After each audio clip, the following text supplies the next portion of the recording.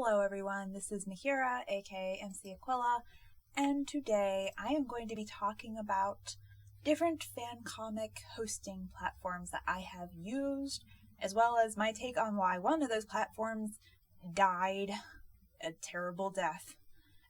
So I have been putting fan comics online since 2015, particularly the Triforce of Power ZELDA fan comic, and since I think it was 2021 I have been posting MOONBLAST, a Pokemon fan comic, and so I have some experiences with these different websites, so we'll just kind of walk through them.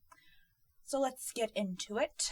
Let's look at Webtoon. Webtoon is the big one. I started with Webtoon last year, that is 2021, with Triforce of Power, finally.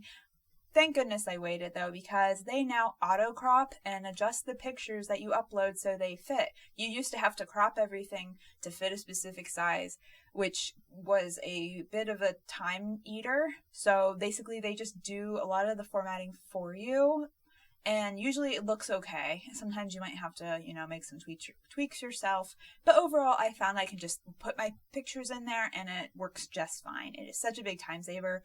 So that's really nice. Webtoon's main advantage is the mobile view and easy reading, as well as just how many readers are on there. It's awesome. There are just so many people on there, and all that they're doing is looking for comics to read. There are so many art websites and stuff like that where it's not just comics. People are looking for all different kinds of stuff, so it's harder to find readers who actually want to read your stuff. On Webtoons, they're there. That's what they're there for. It's awesome. The main downside is that you can't find things on Webtoon. At least right now, the search function on Canvas is terrible. There aren't any keywords or tagging systems. So unless if you know the specific name or sometimes the author name of the comic you want, you're going to have a hard time tracking it down. And this really limits how easy it is for people to find you. People can find you. It's just hard. Okay, so if you searched Zelda, as in Legend of Zelda, my Legend of Zelda fan comic would not come up in the result for that search because the word Zelda that you search for is not in the title. It is in the description, but it's not in the title, so it's not going to come up, and that's kind of dorky. Also, the scheduling system is really inflexible, and I went into that in another video. I'll have to remember to link that below. So I am super excited to put my stuff on Webtoons. I have had pretty good results so far. I am enjoying it.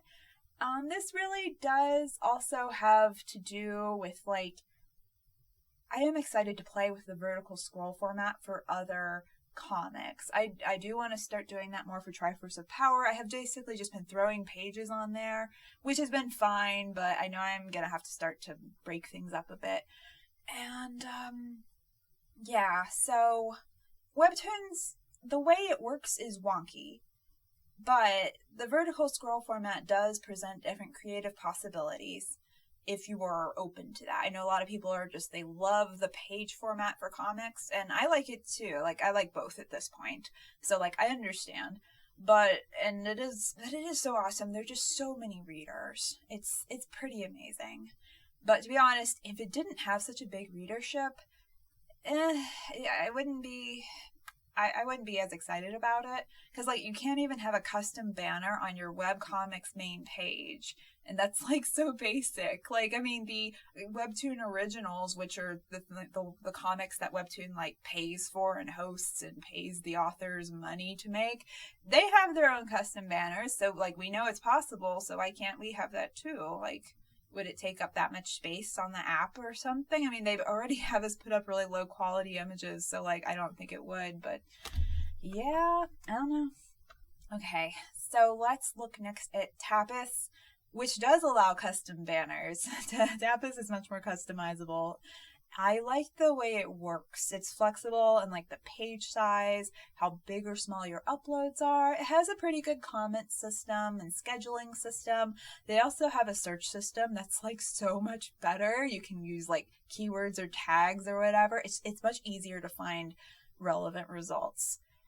My biggest pet peeves as far as functionality or whatever is the file size for the icons for each episode. Okay, this probably doesn't bother anyone else, but they ask you for this 300 by 300 thing for this tiny little icon. That is huge, especially compared to Webtoons, which is like half that size, which means that you can't necessarily reuse your Webtoons icons for Tapas, or even vice versa, because they tend to be a lot smaller on Tapas. That depends on how you're viewing it, I think, but yeah, and also you have to choose preview images, which isn't too bad because you can just choose it out of like the page. Like that's a function that they give you, that they make that pretty easy.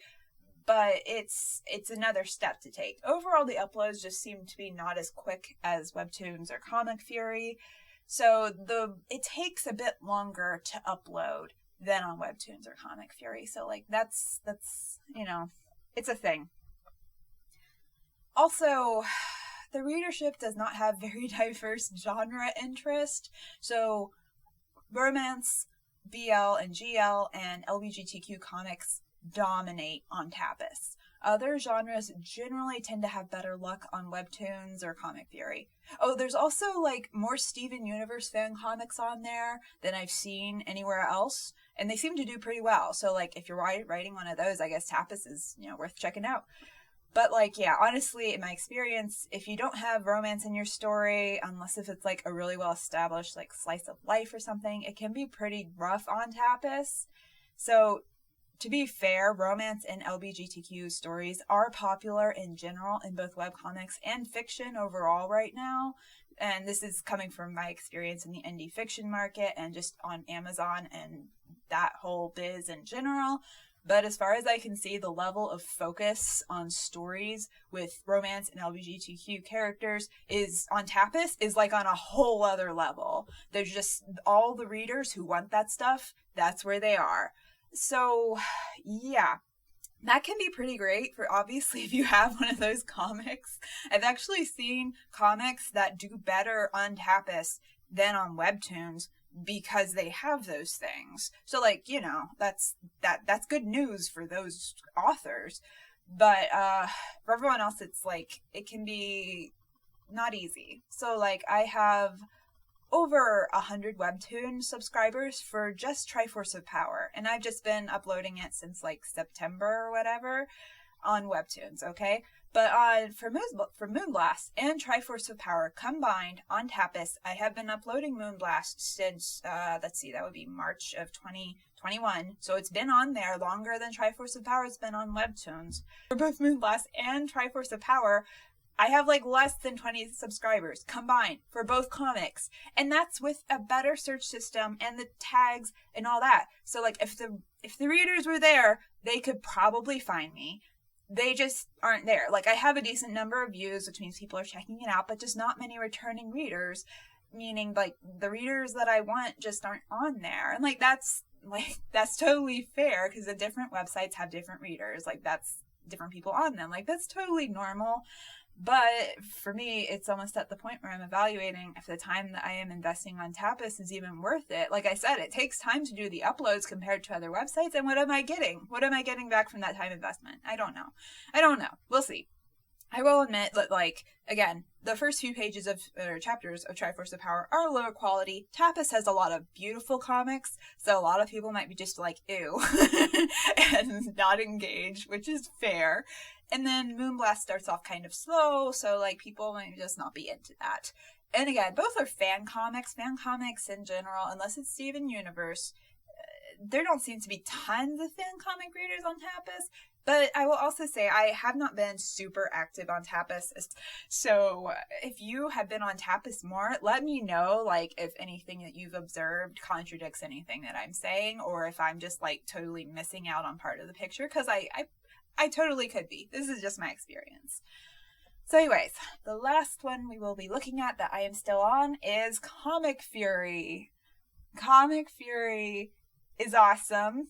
It is dominated by Pokemon comics and furry comics. I find the domination of Pokemon and furry or animal comics on Comicfury to be less frustrating than the domination of romance LGBTQ stories on Tapas because A, I'm doing a Pokemon comic, so yeah, I'm biased. I've had a good experience. And also B, I find that in general, not Tapas, good gracious, Comicfury readers are more likely to check out and subscribe to a wider variety of narratives within Pokemon and furry comics. So like they could be romance, but they don't have to be. They could be LGBTQ, but they don't have to be. Like, it's a sort of like broader genre interest as long as there's like animal characters. So yeah, but I guess if you don't have any animal characters, that would just be frustrating. But I'd like at the same time, like, even if you're not doing a furry or Pokemon comic, you can still get a pretty good amount of subscribers. Like, Comicfury does well with like more offbeat and unusual comic styles or narratives and so on. Like, I will find that ones that you would see on Webtoons and you'd be like, wow, this is kind of weird for Webtoons and it doesn't have that many readers, it might do pretty darn well on Comicfury. Oh, also, audience engagement on Comicfury is just like really good. I get way more regular commenters on there than anywhere else, even though my subscribers or followers are fewer than on, let's say, Tumblr or Webtoons. People are just good at engaging on there. Like, I really love Comicfury. I like it. I don't have any complaints for how it works, how it's set up. 10 out of 10 overall. I think that some newer younger people may find the setup to be a little outdated, but it's extremely functional, and the scheduling system did throw me for a loop. But that's just because they let you choose down to like the nanosecond or whatever that your comic is posted. Like, you don't have to, but you could. It's pretty incredible. Like, it's just, there's so much room for customization and doing things just how you want. And like, but you could also simplify it if you want as well. Like, you don't have to use all the options they give you. Like, honestly, I love that. I think it's really nice that they give you all these different things that you can do if you want. It's lovely. Also, this is just personally from me. If a new comic creator wants to test the waters, especially like with a very first comic, I would personally 100% recommend Comicfury over Webtoons. You are more likely to meet and connect with other comic creators, in my experience, because it's so much easier to engage with people on there. You can send messages and comment and reply to comments and all that really easily, and like they notify you when you get a comment and all that. It's awesome. You can also moderate comments, which you can't do on Webtoons. Like, you can remove a comic, you could say no comments. No, and you can cancel comments if you want, if you're having trouble with your readership at that time. I mean, you can do all these fun things. It's awesome. And you don't have to feel anxious that like, oh, what if I get a bad readership? Well, that's fine, because you can just cancel the comments for a bit until the crappy readers go away. Like, it's fine. Also, yeah, it's awesome. I love Comicfury. More people should do it because it's awesome. And it's not as greedy as Webtoons. I don't know about Tapas. I don't know what they are like. I just know Webtoons is pretty greedy. They've gotten too big for their britches. It happens. But I don't like it. I'm probably gonna edit this out. But yeah, Comicfury is awesome. You should go check it out. Oh, plus, if you are in Comicfury, no one's gonna comment and be like, this update is too short. Yeah. Anyways, one final thing is SmackJeeves. Okay, you might have not heard of it. SmackJeeves was an old comic hosting website that I started using for TRIFORCE of Power in like 2015 or 2016, and I continued to do so until oh good gracious, I continued to use it until the site closed in 2020. Like Comicfury, SmackJeeves was so customizable, and it actually had a better browsing system, I think, than Comicfury does now. But I also don't allow all the scripts to run whenever I'm on Comicfury, so if I did that, it might be fine.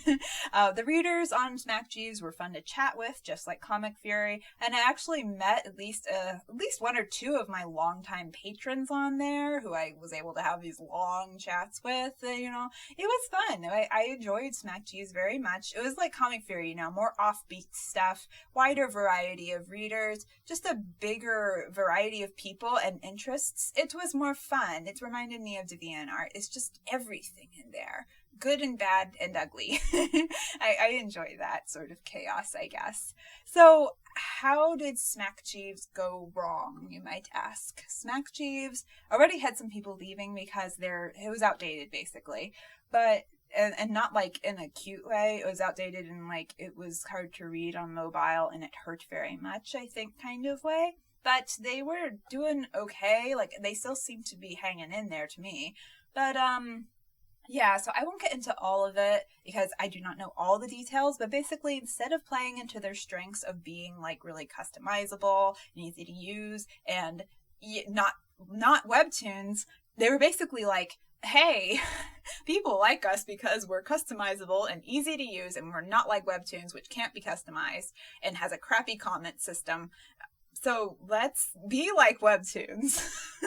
Let us have no customization. Let us have a terrible comment system that is even worse than Webtoons.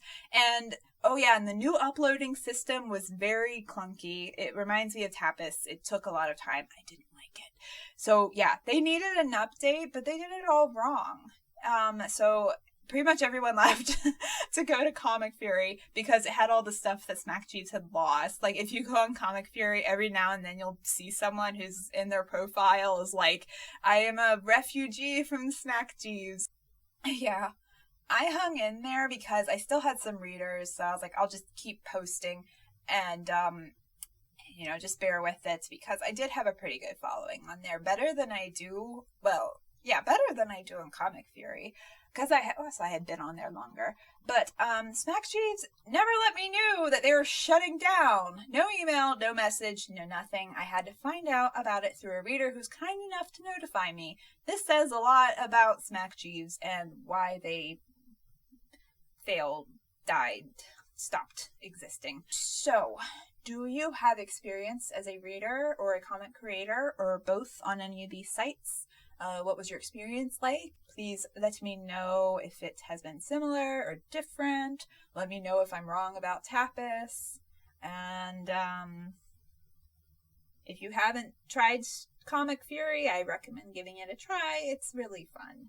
And that is my final word. Okay. Y'all have a great day, and I'll see y'all in the next video. Bye-bye.